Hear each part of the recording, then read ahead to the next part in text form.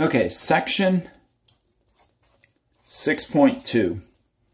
And the topic is integration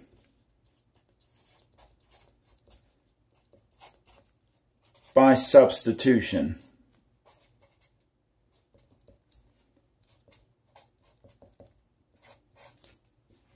So integration by substitution. So in a nutshell, what we're doing here is basically just reviewing, or not reviewing, reversing, going backwards the chain rule.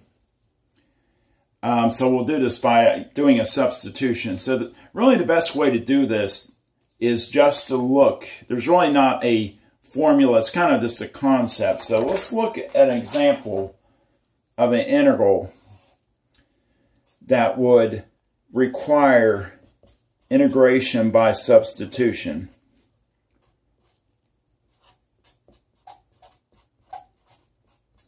So we're going to evaluate this integral x squared, or excuse me, x times x squared plus 3 to the 7th.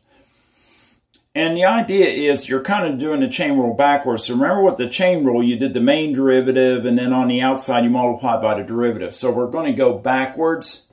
So when you do the integral, the x will actually not appear in the answer, because it's like you're doing the chain rule backwards, so the du part will go away. So in terms of algebra, here's what you typically do. Find your inside and outside, kind of like the chain rule. So with substitution, you have a 7th power in this quantity of x squared plus 3. So I'm going to make that u, just like we did with the chain rule. And we'll do the derivative of u, of course, which is 2x dx.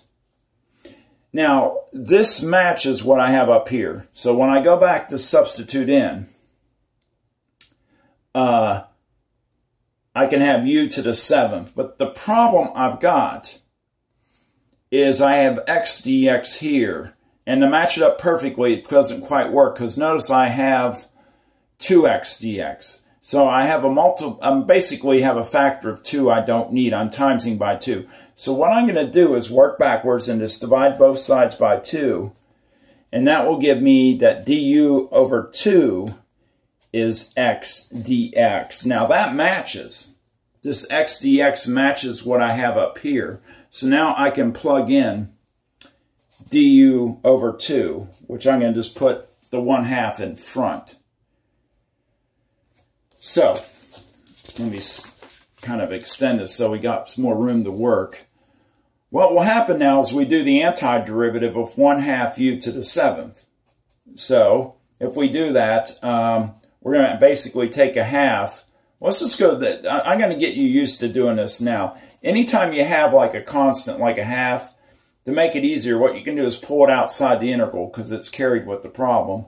And then now what you can do is use the power rule for integrals with the u to the 7th. So this will be 1 over 7 plus 1, u to the 7 plus 1, plus a constant. Which will be, I'm running out of space here. It's basically an 1/8 times a half, if that's all right. So that's 1 over 16, u to the 8th plus a constant. And then what we can do next is we can plug our u back in, because we did the integration. We used the power rule here, so we're done with the integration, but if we're still u, we got to get it back to x. So this will be 1 over 16 x squared plus 3 to the 8th plus a constant. And that's your answer. Now, what happens, it's a little, what you can do is check it. So if I go 8 times the 16th, that's a half. And then what would happen is when you do the derivative of the inside with the chain rule, you get 2x, and the 2.5 cancel out. So the constants completely drop out. And this will reduce down to basically x squared plus 3 to the 7th times x, which that is my answer. So these do check. You may not want to do that because it's a lot of work. But if you're on ones you're in doubt, if you're saying to yourself, well, did I do it right? Take the derivative of your answer and see if it turns out to be what your integrand, your term is under your integral. Okay. Next one. And I'm mostly just going to focus on problems. This show a few examples how you can do the substitution process. So this one is x squared times x cubed plus 5 to the third power dx. So again, my power with the parentheses appears to be here. So this is, I'll use this my inside. So u will be,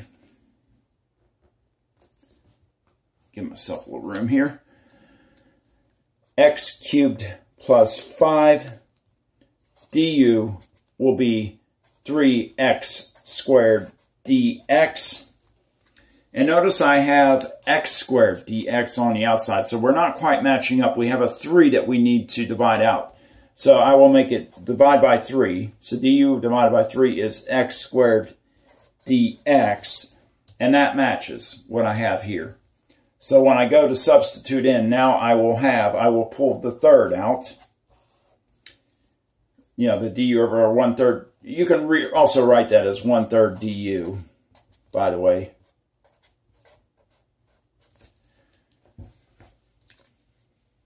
But anyway, you'll get 1/3, and then u to the third, and then your x squared dx is your du. I've already put the 1/3 outside.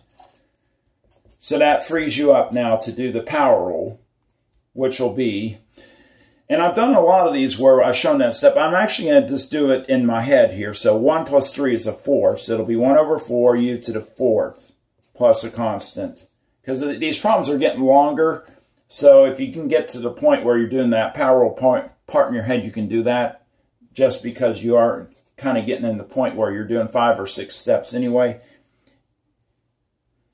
Anyway, this will be 1/12 u to the 4th plus a constant. If we go 1/3 times the 4th, and then that is just 1/12, and then you have x cubed plus 3, or it's, pardon me, it's plus 5.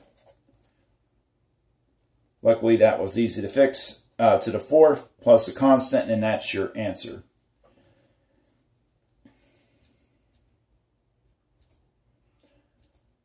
All right. Let's do an example with a square root. I kind of have to limit the examples. Just again, I mentioned last time that you do kind of, I try to keep these between, around 15 minutes. So, example 3, we're going to do the integral 2x square root 3x squared plus 6 dx. Okay, I'm not going to go ahead and make that the 1/2 power. So I'll switch this part to the 1/2 power.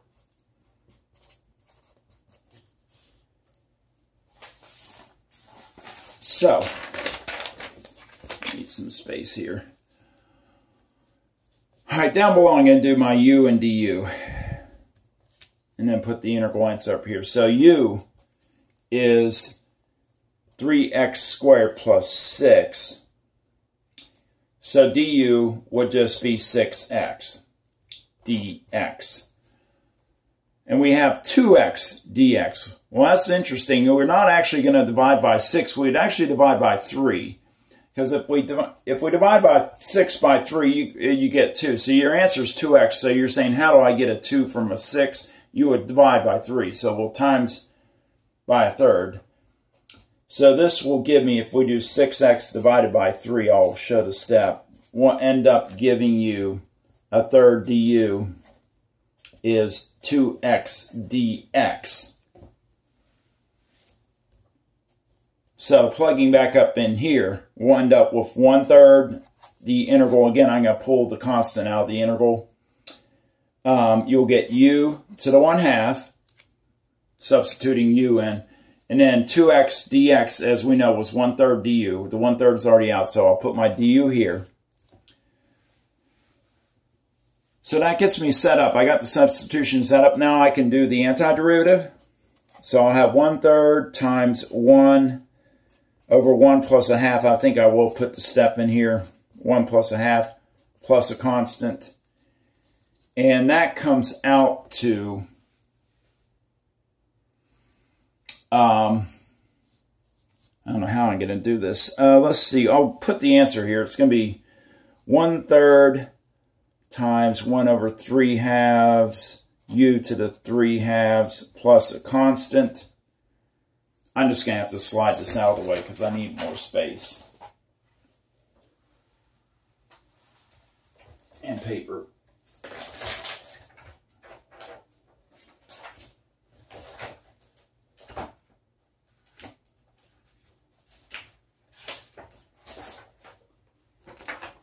Okay, sorry about that.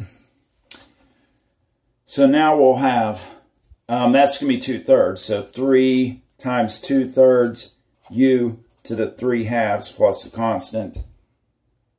And of course, that will be 2/9 u to the 3/2 plus a constant. And then your final answer turns out to be 2/9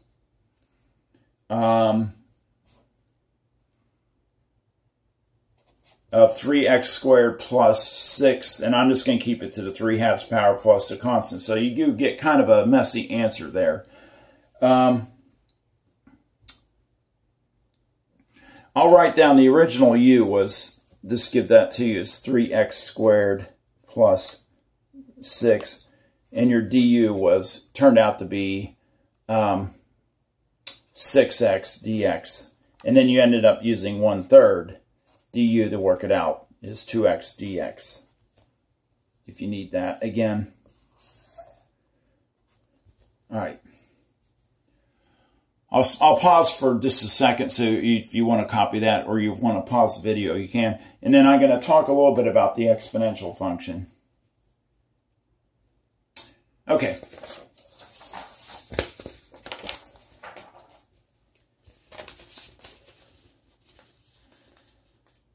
So, what if my integral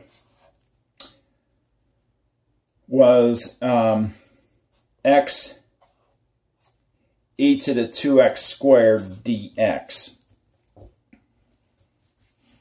Now you're thinking, I know that the derivative of e to the x, or antiderivative of e to the x, is e to the x, but it's kind of like the chain rule. It's, we no longer have the simple x as our exponent. It's 2x squared. So if you're doing a derivative, you would have to use the chain rule. So logic leads you to believe we're going to have to do substitution here. So let's just see what this will look like. If we make the inside 2x squared, so if we make u 2x squared, the derivative of that would be 4x dx, which we have the x dx matching. And that's one thing about substitution. If you can get the x dx part to match up, you're probably in good shape. The coefficient you can always adjust to what you want. In this case, we want it just x, so we would divide by 4.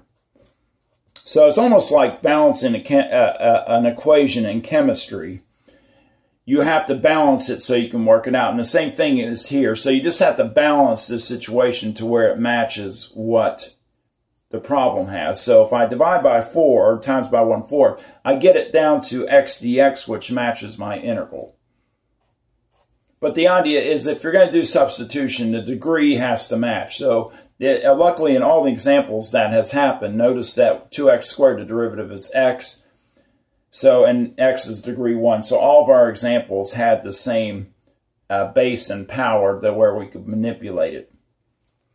But anyway, we're going to multiply by 1/4, and we're going to have e to the u, and then the x dx will be du.